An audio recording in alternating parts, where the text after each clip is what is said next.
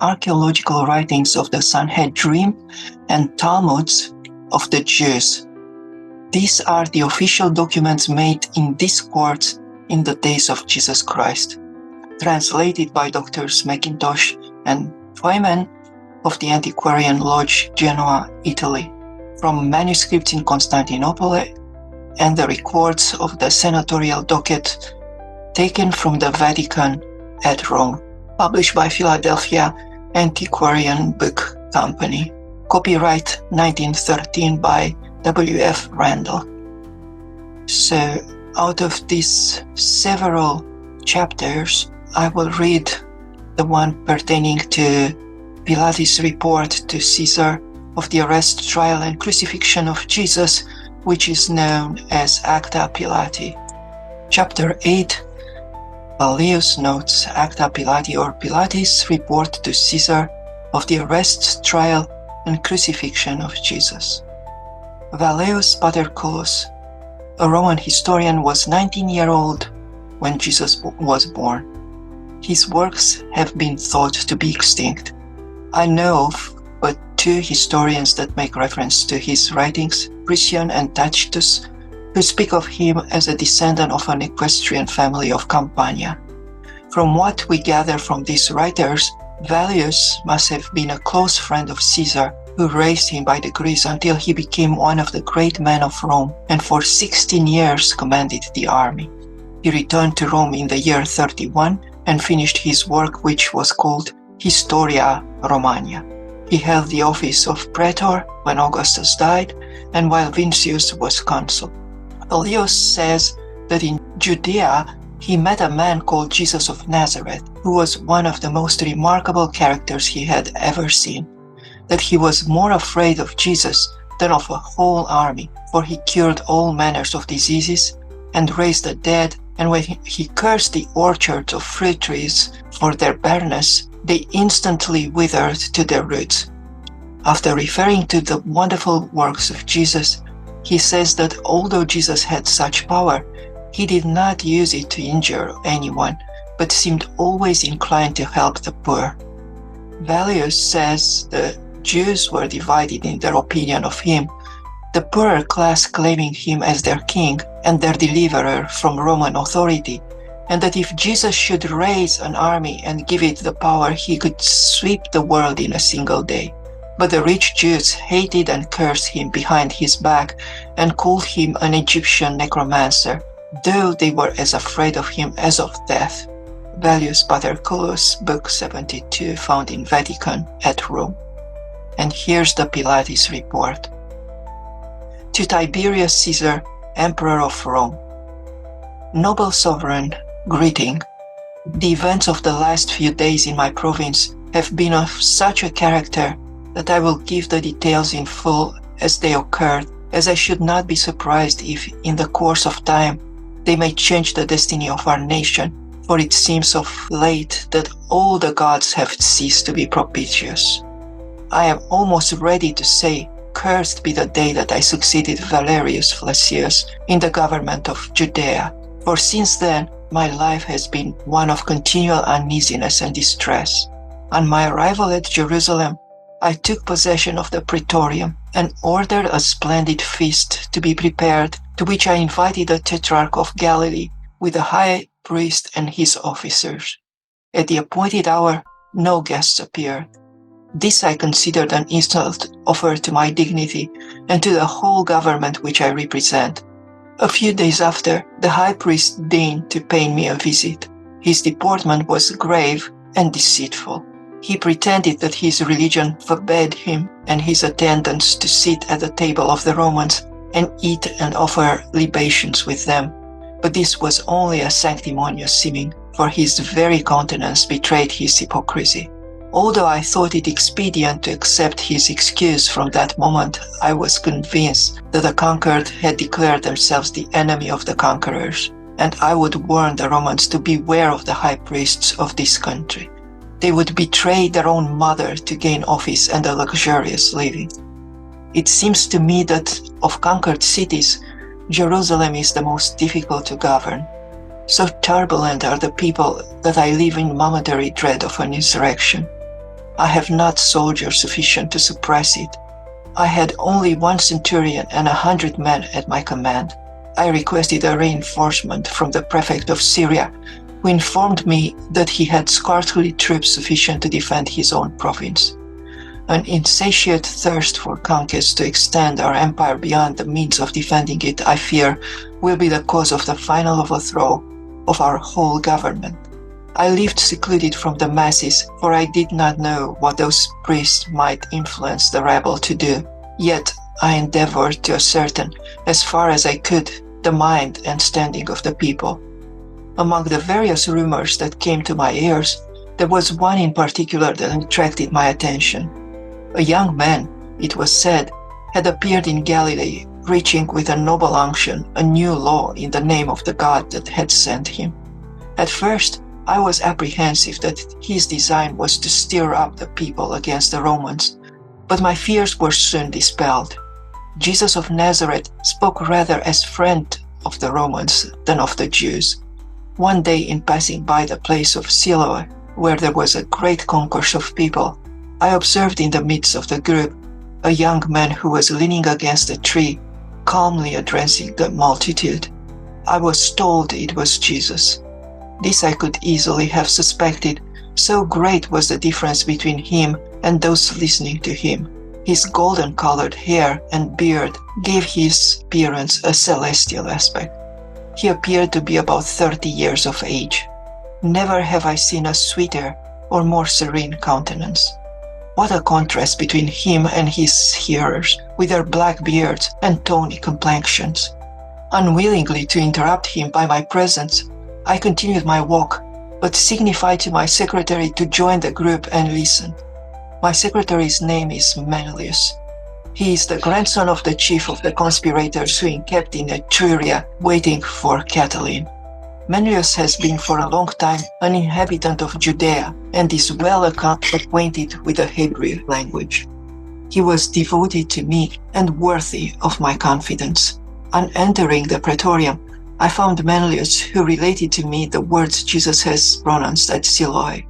Never have I read in the works of the philosophers anything that can compare to the maxims of Jesus.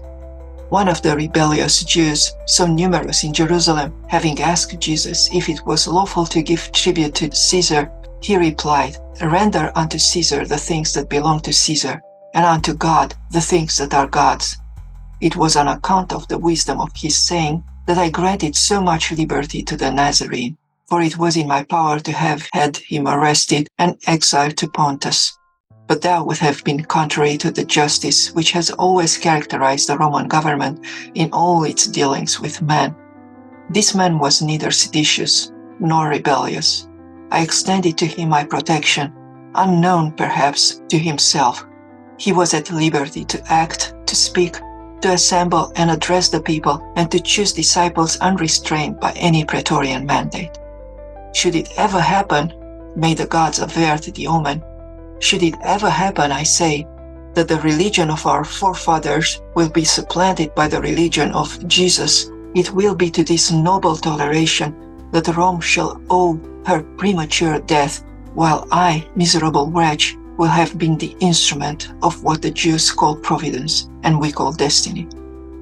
This unlimited freedom granted to Jesus provoked the Jews, not the poor, but the rich and powerful. It is true, Jesus was severe on the latter, and this was a political reason, in my opinion, for not restraining the liberty of the Nazarene. Scribes and Pharisees, he would say to them, "You are a race of vipers. You resemble painted sepulchres. You appear well unto men, but you have death within you." At other times he would sneer at the alms of the rich and proud, telling them that the mite of the poor was more precious in the sight of God. Complaints were daily made at the praetorium against the insolence of Jesus. I was even informed that some misfortune would befall him, that it would not be the first time that Jerusalem had stoned those who called themselves prophets. An appeal would be made to Caesar. However, my conduct was approved by the Senate, and I was promised a reinforcement after the termination of the Parthian War. Being too weak to suppress an insurrection, I resolved upon adopting a measure that promised to restore the tranquility of the city without subjecting the praetorium to humiliating concession. I wrote to Jesus, requesting an interview with him at the praetorium. He came. You know that in my veins flows the Spanish mixed with Roman blood, as incapable of fear as it is of weak emotion. When the Nazarene made his appearance, I was walking in my basilic, and my feet seemed fastened with an iron hand to the marble pavement, and I trembled in every limb as does a guilty culprit, though the Nazarene was as calm as innocence itself. When he came up to me, he stopped, and by a signal, he seemed to say to me, I am here, though he spoke not a word. For some time, I contemplated with admiration and awe this extraordinary type of man, a type of man unknown to our numerous painters who have given form and figure to all the gods and the heroes. There was nothing about him that was repelling in its character, yet I felt too awed and tremulous to approach him. Jesus, said I unto him at last, and my tongue faltered. Jesus of Nazareth, for the last 3 years I have granted you ample freedom of speech, nor do I regret it. Your words are those of a sage. I know not whether you have read Socrates or Plato, but this I know, there is in your discourses a majestic simplicity that elevates you far above those philosophers. The emperor is informed of it, and I, his humble representative in this country, am glad of having allowed you that liberty of which you are so worthy. However, I must not conceal from you that your discourses have raised up against you powerful and inveterate enemies. Nor is this surprising. Socrates had his enemies, and he fell a victim to their hatred. Yours are doubly incensed against you on account of your discourses being so severe upon their content, against me on account of the liberty I have afforded you. They even accuse me of being indirectly leagued with you for the purpose of depriving the Hebrews of the little civil power which Rome has left them.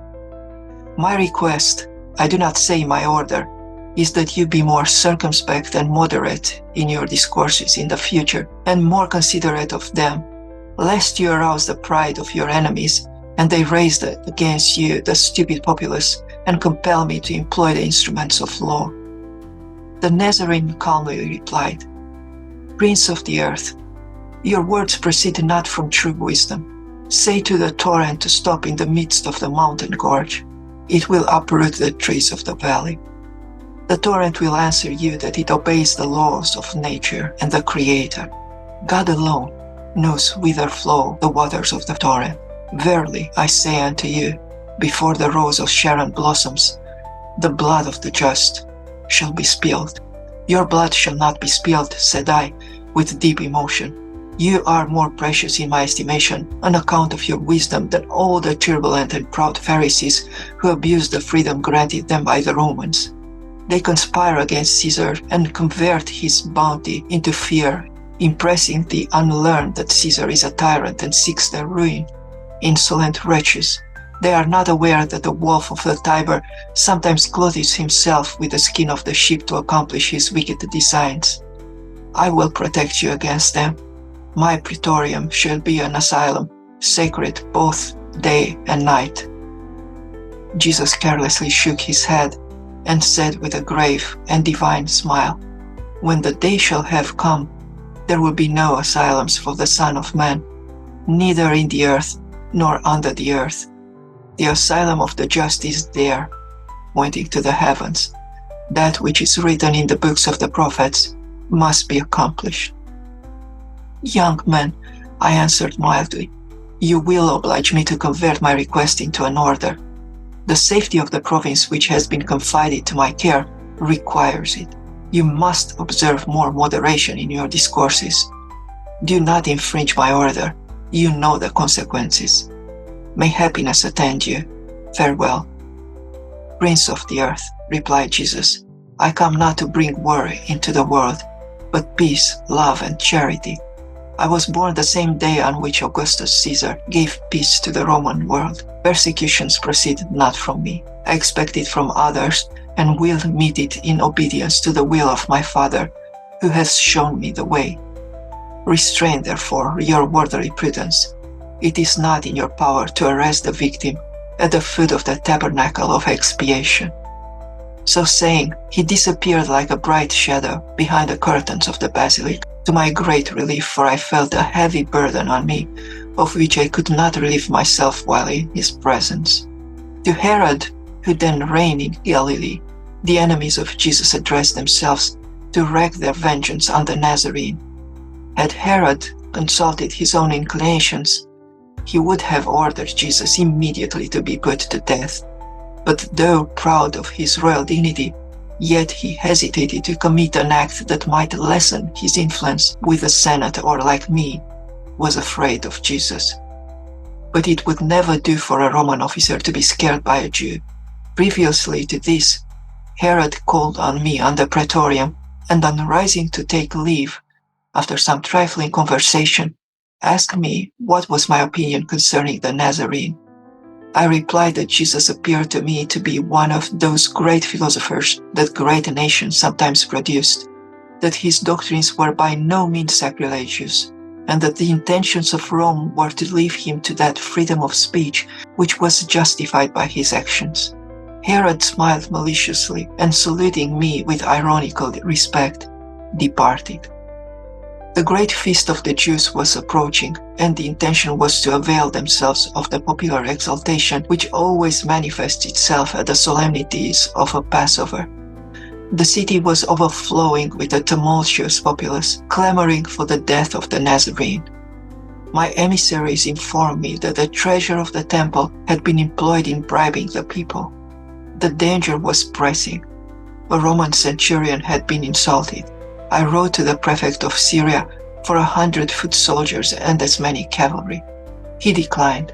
I saw myself alone with a handful of veterans in the midst of a rebellious city, too weak to suppress an uprising and having no choice left but to tolerate it. They had seized upon Jesus, and the seditious rabble, although they had nothing to fear from the praetorium, believing as their leaders had told them that I winked at their sedition, continued vociferating, "Crucify him!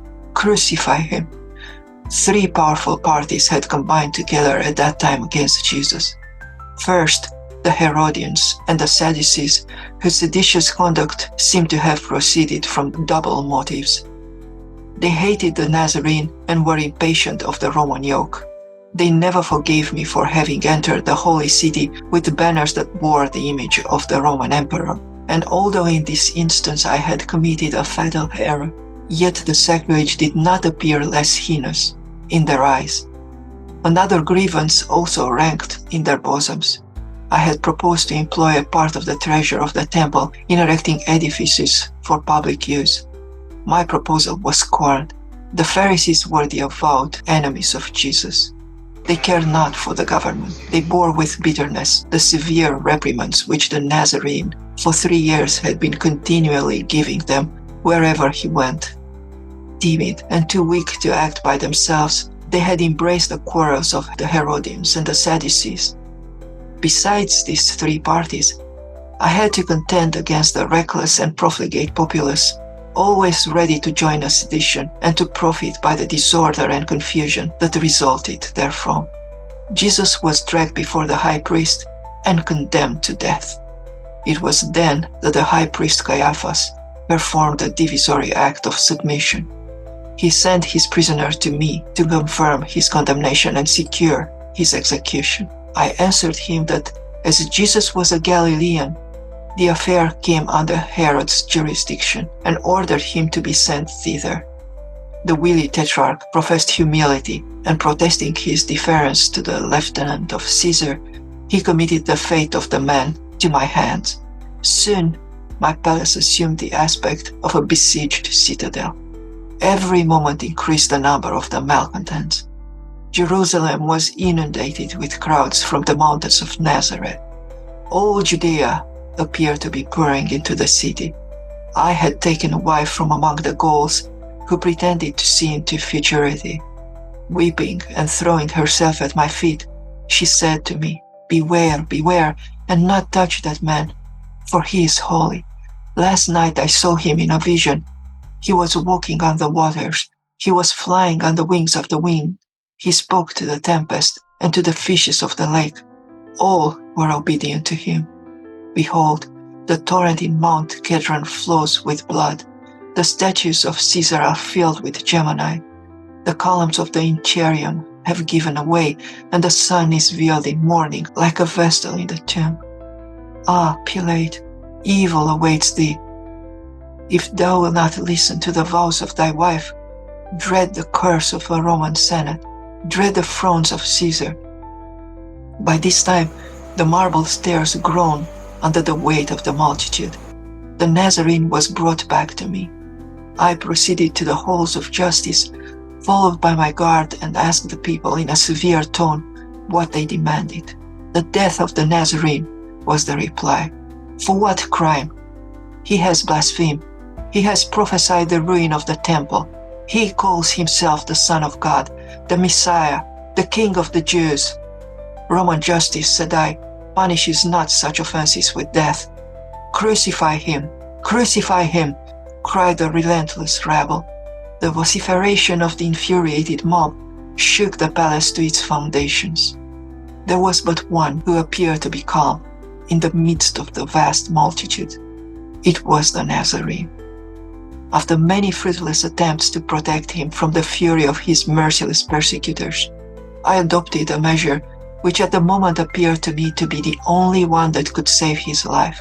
I proposed, as it was their custom, to deliver a prisoner on such occasions, to release Jesus and let him go free, that he might be the scapegoat, as they called it. But they said Jesus must be crucified. I then spoke to them of the inconsistency of their course as being incompatible with their laws, showing that no criminal judge could pass sentence on a criminal unless he had fasted one whole day, and that the sentence must have the consent of the Sanhedrin and the signature of the president of that court, that no criminal could be executed on the same day his sentence was fixed, and the next day, on the day of his execution, the Sanhedrin was required to review the whole proceeding. Also, according to their law, a man was stationed at the door of the court with a flag, and another one a short way off on horseback to cry the name of the criminal and his crime and the names of his witnesses, and to know if anyone could testify in his favor. And the prisoner on his way to execution had the right to turn back 3 times and to plead any new thing in his favor. I urged all these pleas, hoping they might awe them into subjection. But they still cried, "Crucify him! Crucify him!" I then ordered Jesus to be scourged, hoping this might satisfy them. But it only increased their fury.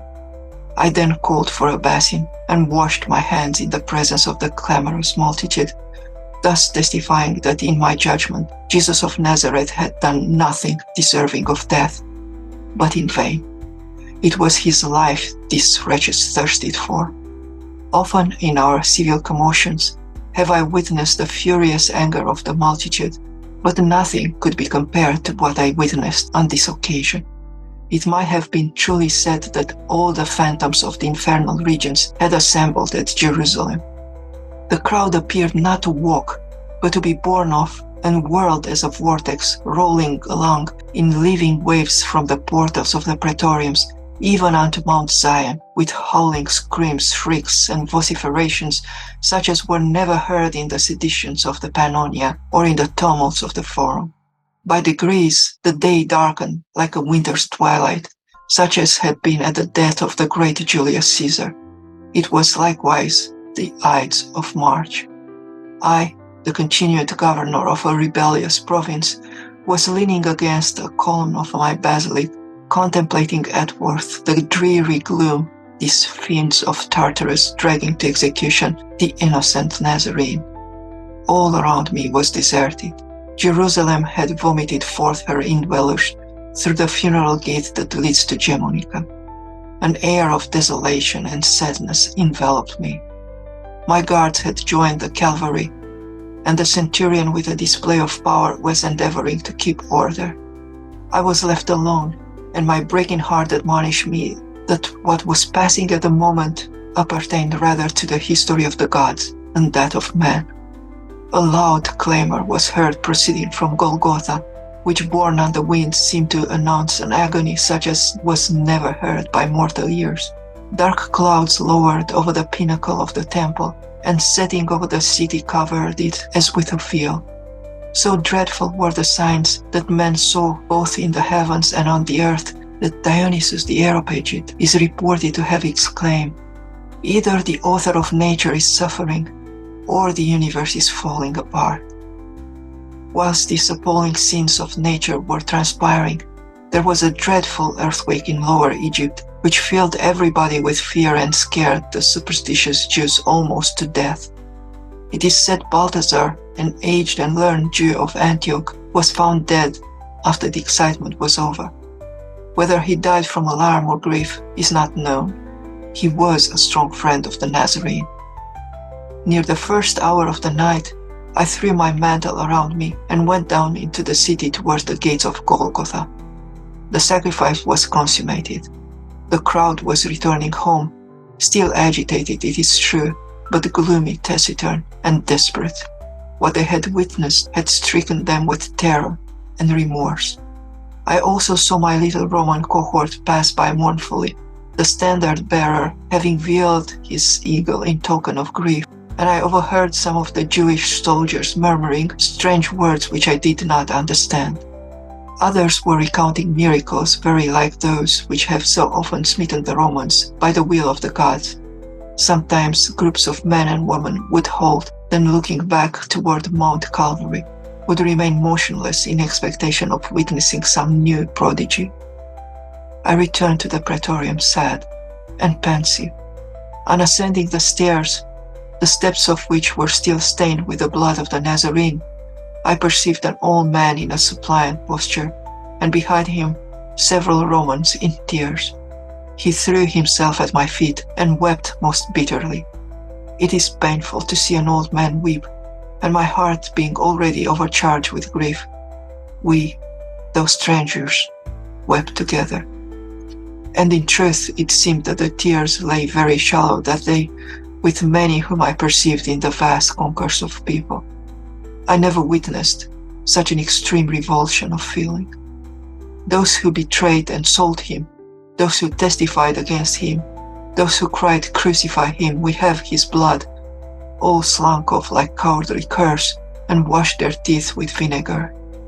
As I am told that Jesus taught a resurrection and a separation after death, if such should be the fact, I am sure it commenced in this vast crowd.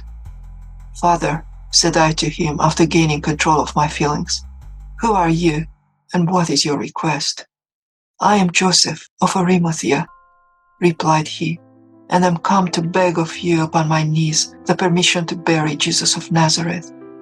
"Your prayer is granted," said I to him, and at the same time I ordered Manlius to take some soldiers with him to superintend the interment, lest it should be profaned. A few days after, the sepulchre was found empty. His disciples proclaimed all over the country that Jesus has risen from the dead, as he had foretold. This created more excitement even than the crucifixion. As to its truth, I cannot say for certain, but I have made some investigation of the matter, so you can examine for yourself and see if I am in fault, as Herod represents. Joseph buried Jesus in his tomb. Whether he contemplated his resurrection or calculated to cut him another, I cannot tell. The day after he was buried, one of the priests came to the praetorium and said they were apprehensive that his disciples intended to steal the body of Jesus and hide it, and then make it appear that he had risen from the dead, as he had foretold, and of which they were perfectly convinced. I sent him to the captain of the royal guard, Malchus, to tell him to take the Jewish soldiers, place as many around the sepulchre as were needed.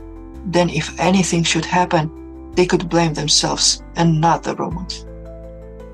When the great excitement arose about the sepulchre being found empty, I felt a deeper solicitude than ever. I sent for Malchus, who told me he had placed his lieutenant Ben Isham with 100 soldiers around the sepulchre. He told me that Isham and the soldiers were very much alarmed at what had occurred there that morning. I sent for this man Isham, who related to me, as near as I can recollect, the following circumstances. He said that at about the beginning of the 4th watch, they saw a soft and beautiful light over the sepulchre. He at first thought that the woman had come to embalm the body of Jesus, as was their custom, but he could not see how they have gotten through the guards. While these thoughts were passing through his mind, behold, the whole place were lighted up, and there seemed to be crowds of the dead in their grave clothes. All seemed to be shouting and filled with ecstasy, while all around and above was the most beautiful music he had ever heard, and the whole air seemed to be full of voices praising God. At this time there seemed to be a reeling and swimming of the earth, so that he turned so sick and faint that he could not stand on his feet. He said the earth seemed to swim from under him, and his senses left him, so that he knew not what did occur. I asked him in what condition he was when he came to himself. He said he was lying on the ground with his face down. I asked him if he could not have been mistaken as to the light. Was it not day that was coming in the east? He said at first he thought of that, but at a stone's cast it was exceedingly dark. And then he remembered it was too early for day. I asked him if his dizziness might not have come from being waken up and getting up too suddenly, as it sometimes had that effect. He said he was not, and had not been asleep all night, as the penalty was death for him to sleep on duty. He said he had let some of the soldiers sleep at a time. Some were asleep then. I asked him how long the scene lasted. He said he did not know, but he thought nearly an hour. He said it was hid by the light of day. I asked him if he went to the sepulchre after he had come to himself.